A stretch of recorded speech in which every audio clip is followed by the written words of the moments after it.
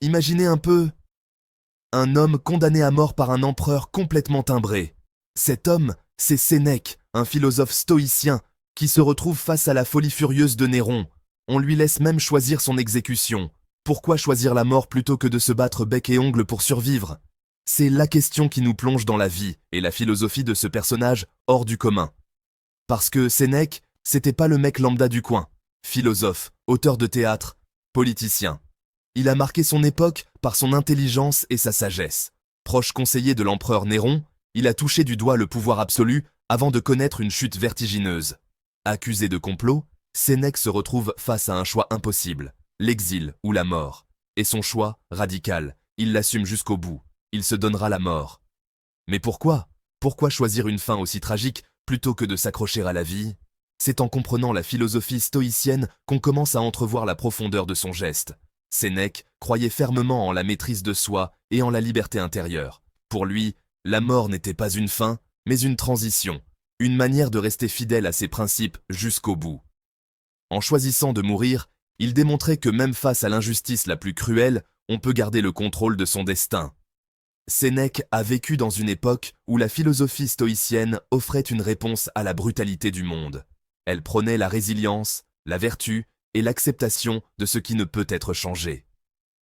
En choisissant la mort, Sénèque a fait un acte de courage ultime. Il a montré que la vraie liberté réside dans la capacité à choisir son propre chemin, même dans les moments les plus sombres. Son geste, loin d'être un acte de faiblesse, ressemble plutôt à une dernière démonstration de liberté. Une manière de dire que, malgré tout, il restait maître de son destin. En fin de compte, la mort de Sénèque est un témoignage de sa philosophie. Une philosophie qui nous invite à réfléchir sur notre propre vie et sur les choix que nous faisons. C'est en comprenant la philosophie stoïcienne qu'on commence à entrevoir la profondeur de son geste. Un geste qui, loin d'être un acte de faiblesse, ressemble plutôt à une dernière démonstration de liberté. Une liberté intérieure, inébranlable, même face à la mort. Rome, année 65 après Jésus-Christ. Une époque marquée par la grandeur et la décadence de l'Empire romain. L'empereur Néron, un tyran imprévisible et complètement frappé, règne sur un empire tétanisé par la peur. Son règne est marqué par des excès, des extravagances et une cruauté sans bornes. Sénèque, son ancien mentor, est tombé en disgrâce. Philosophe stoïcien respecté, il avait autrefois l'oreille de l'empereur. Accusé de complot, il est condamné à mort par son ancien élève. Une accusation qui semble plus être le fruit de la paranoïa de Néron que d'une véritable trahison. Ironie du sort, Néron laisse à Sénèque le choix de son exécution. Une décision qui reflète la cruauté et la perversité de l'empereur. Une décision d'une cruauté sans nom, qui vise à l'humilier et à le priver de sa dignité. Néron espère ainsi briser l'esprit de son ancien mentor, mais Sénèque, fidèle aux principes du stoïcisme, ne se laissera pas faire. Il reste calme et réfléchi, même face à la mort. Ce contexte historique est capital pour comprendre le choix de Sénèque. La Rome antique était un lieu de grandeur, mais aussi de grande instabilité. La peur, la violence et l'arbitraire régnaient en maître. Les citoyens vivaient dans une constante incertitude, craignant les caprices de l'empereur. Face à ce chaos, le philosophe a choisi de mourir en homme libre, en accord avec ses idéaux. En buvant la ciguë, il a montré que même dans la mort, il restait maître de son destin, fidèle à ses principes jusqu'au bout. Le stoïcisme, c'est une philosophie antique qui prône la maîtrise de soi et l'acceptation de ce qu'on ne peut pas changer. Pour les stoïciens, le bonheur, le vrai, il est dans la vertu et la raison, pas dans les possessions matérielles ou les montagnes russes émotionnelles. Sénèque, figure emblématique du stoïcisme, a cherché à vivre en accord avec ses principes. Face aux coups durs, il puisait sa force dans la raison et la sagesse, en essayant de contrôler ses émotions et d'accepter son destin. Le stoïcisme, c'est une invitation à un voyage intérieur, à la découverte de notre force et de notre liberté. Une philosophie intemporelle qui, même aujourd'hui, peut nous servir de boussole dans les moments difficiles. Le stoïcisme repose sur une idée centrale, vivre en accord avec la raison. En gros, ça veut dire accepter ce qu'on ne peut pas changer et se concentrer sur ce qu'on peut maîtriser. Nos pensées, nos actions, nos jugements. Pour les stoïciens, Les émotions négatives comme la colère, la peur ou la tristesse, c'est le résultat d'un mauvais jugement.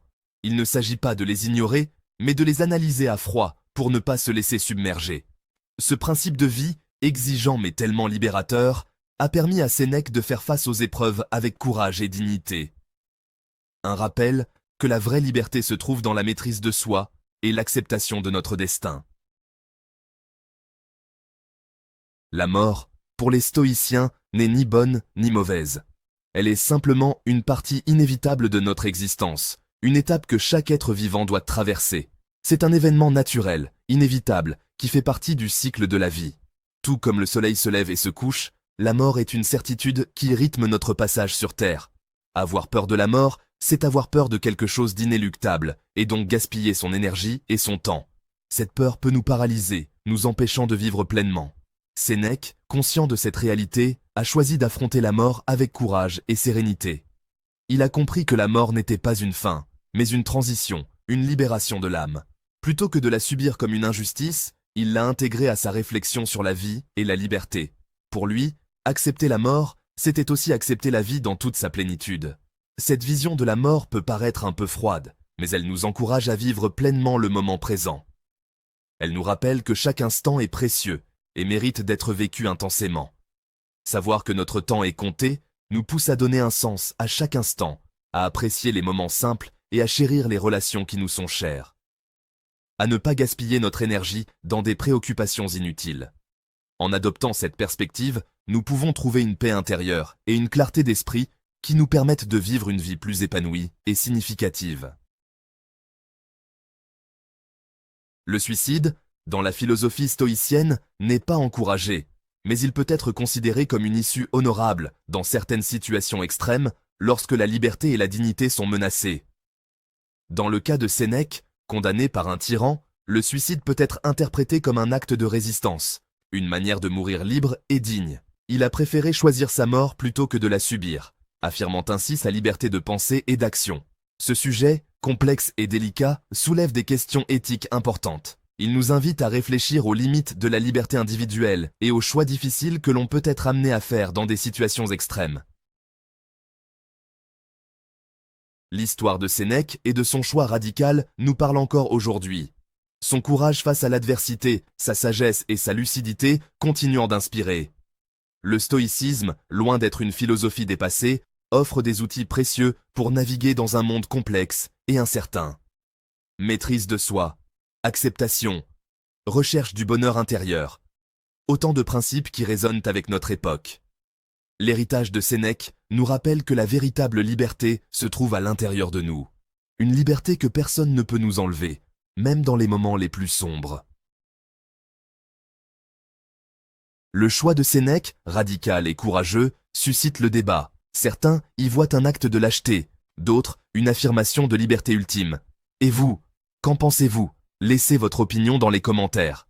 Le débat est ouvert, et vos réflexions sont précieuses pour enrichir la discussion.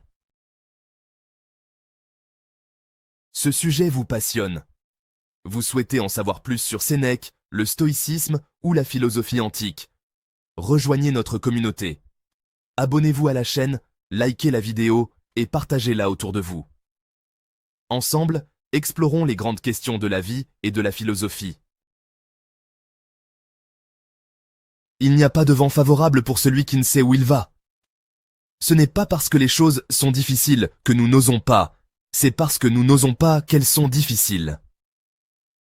La vie, ce n'est pas d'attendre que l'orage passe, c'est d'apprendre à danser sous la pluie. Le choix de Sénèque nous rappelle que la vie est précieuse et fragile. Plutôt que de craindre la mort, concentrons-nous sur le moment présent, sur ce que nous pouvons contrôler et sur ce qui donne du sens à notre existence. Vivons chaque jour avec intensité, en accord avec nos valeurs, et faisons en sorte que notre passage sur Terre ait un impact positif. Car la vraie liberté, comme nous l'enseigne Sénèque, réside dans la façon dont nous choisissons de vivre, et non dans la manière dont nous mourrons.